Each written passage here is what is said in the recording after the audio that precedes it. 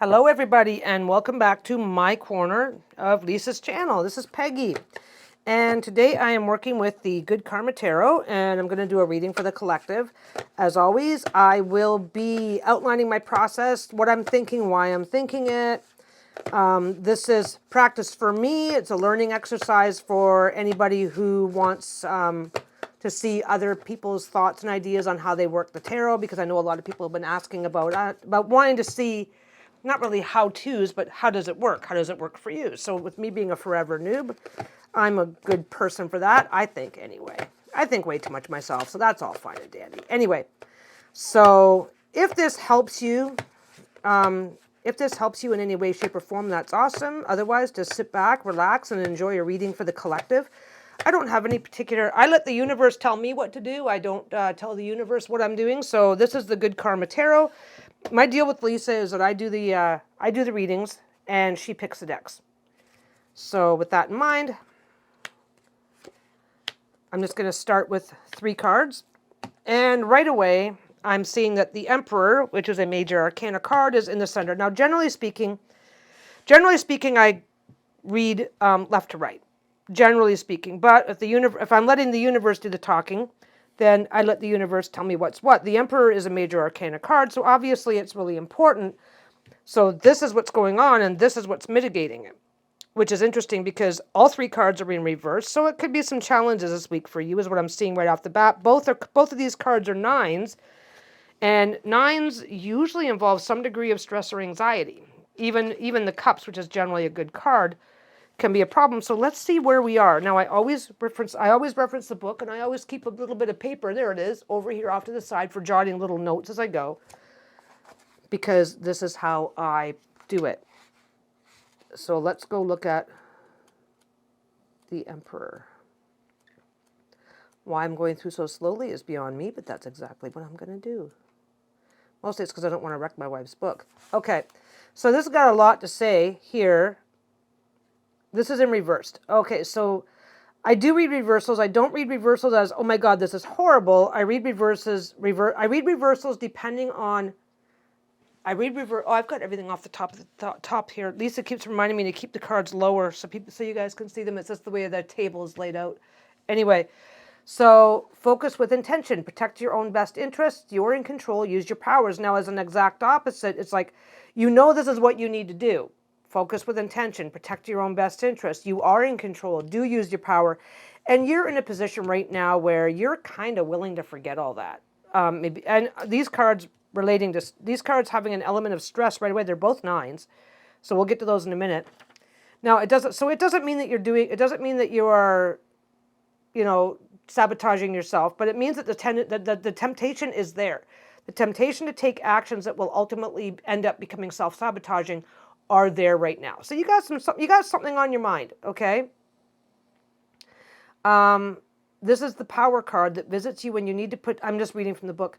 This is the Power card that visits you when you need to put yourself first, prioritizing your own agenda, be a little bit selfish, and forge ahead with your ambitions. As I mentioned before, I always go through the book because I believe that every single deck creator has a slightly different vision for the cards, and I think that should be respected, and I think that working with the book is the best way to respect that. Plus, that was something, working with the book is something I've always done. So for me, it's just now they are so integrally interconnected. That was what I was trying to say. I got to stop trying to say big words. That I just use the book as an automatic. No, I don't even try not to use the book anymore. Okay, so this is a Power card that visits you when you need to put yourself first, prioritize your own agenda, be a little bit selfish, and forge ahead with ambition. So what this is telling me in the reverse is that that's what you need to do, but that's what you're not doing. You're not putting, something's going on and you're putting somebody else first, and it's not working out to your benefit. It's not helping you. It's not making your situation better. This is not you're doing bad things. It's you are tolerating bad behavior maybe from other people. I don't know. So it asks you to commit and do whatever it takes, even if it means stepping on other people's toes a bit. So yeah, you're being very conciliatory right now. You're being aware of and accommodating other people is a very important skill to have, but you might be doing too much of it right now, is what I'm seeing here. We'll see if the other 2 cards back that up. That's why I take notes as I go, because I take notes as I go sometimes, or sometimes I don't, depending on what I feel like I need to pay attention to. Now, this deck does not have a reverse. I'm still going to read. I'm going to still read the reversal, but like I said, I don't always do polar opposites. It just depends on how I'm seeing it. The Emperor is a creature of reason and logic. So, like I said, you could still be doing all of those things. You could be behaving exactly like this, exactly like the positive power card, putting yourself first, prioritizing your agenda. You could be doing everything exactly that way, but maybe you're just feeling really crappy that you're doing it. Like I said, the nines tend to have an element of stress in them. So maybe you are just taking on too much. Maybe you are, and we'll get into the other two cards. We'll go there. I'm overthinking this card because it's always easy to overthink the major arcana when they show up in a reading. And that is what, when I see these cards in the center position, that is usually what I focus on. So, yeah, I'm just kind of cherry picking what I'm reading here. Yeah, good karma tip. You get in life what you have the courage to ask for. So maybe there's things that you should be asking for that you're not asking for. Maybe, and it's not about, like I said, it's not about you being a bad person. Maybe it's about you focusing so much on being a good person that you're not doing the things that you need to do for your own health and well-being. Okay, but let's get into this. And this is still going into next week. This is not an overall forever reading that you've got this stuff going on. This is the whole. This is what's impacting you or is about to impact you going into next week. I'm not doing these readings with any long-term goals in mind. But now, if that's how you see it and you want to pull a few extra cards, absolutely, I invite you to do so. Okay. So the Nine of Cups, and again, this is reversed. Dream a dream, go for your heart's desire. Remember that every dream come true has a price. So this is really simple. Okay, so again, you're thinking about, you're putting others before your own needs. You're not dreaming your dream. You're worrying about other people's dreams. You're so busy helping other people with their dreams that you're not paying any attention to your own. And that can be stressful. So the Nine of Cups, this is one of the most wonderful cards of the whole tarot, representing wishes and dreams coming true. You're either in the process of realizing a dream or are very close to it. So now this does not mean there's no dreams for you this week. This means that you are having a very strong impulse to ignore your dreams. Okay? Be a little selfish this week is how I'm reading this so far. Be a little bit selfish. You're not doing enough of that. This week is you're not doing enough, not selfish. Selfish is the wrong word. Self-care, self-focused. You're allowed to be self-focused. There's a saying, put on your own oxygen mask before you put on anybody else's. It's kind of like a plane safety thing that kind of found its way into the rest of the world. So this is the week to put on your own oxygen mask. Be a little bit selfish. Put yourself first. Go ahead and dream that dream. Go ahead. Do it. Just do it. Stop not doing it. Okay? Because this is the reality of what you've got going on. And what I'm telling you is to flip those cards, right? Yeah, the only real drawback is that every wish comes with a price of some sort, a knock-on consequence or impact we didn't foresee when we were busy daydreaming about it. But this card shows me that you're not even daydreaming at all right now. So be a little bit selfish. Spend some time daydreaming, take action. Of course, there's consequences. You can't just decide not to pick up the kids from school because you'd rather go to the spa. That doesn't make sense, right? So yeah, there will be a pushback and a trade-off. And I think if you plan for that, you'll be just fine. So let's get into the next card. And I don't want to be like toxically positive or anything like that. You might not be in a position to do anything about this week. But maybe this is the week to plan for what you want to do next week or the week after. Maybe this is the week that you want to think about what dreams can you accomplish without okay. The Emperor reversed, that's the parents card. When this card is reversed, that you're responsible for somebody else, right? You're not focusing on yourself because generally speaking, there's a reason to not be focusing on yourself, right? So maybe you need to plan. Maybe the idea of this entire week is to plan something nice for yourself for next weekend. It doesn't have to be big or grandiose or life-changing, but you do need something for just you this week. And there could be you may have to you may have to jump through more hoops than you want to make it happen, but I think at the very least you should give it some thought as to what's going to be a nice little thing for you. Okay, 9 of Wands. Don't give up now. This is not as bad as you think. Conquer the obstacle and everything will get better. And again, now this is reversed. The 9 of Wands is like a shoulder massage from the universe, a pep talk from your corner man when you are ready to throw in the towel. The message is don't give up. It's often darkest before the dawn, and that is the mood of this card. So now this goes back to what I was just saying over here, is that maybe this week is the week that you plan for next week, and maybe this card being in reversed is, maybe there isn't much you can do about, you might not be in a position where there's much you can do about self-focusing this week. There might be not much you can do to feel successful. And that's fine. That's fine. It might just be an all-around shit week is about to happen, but you can still dream.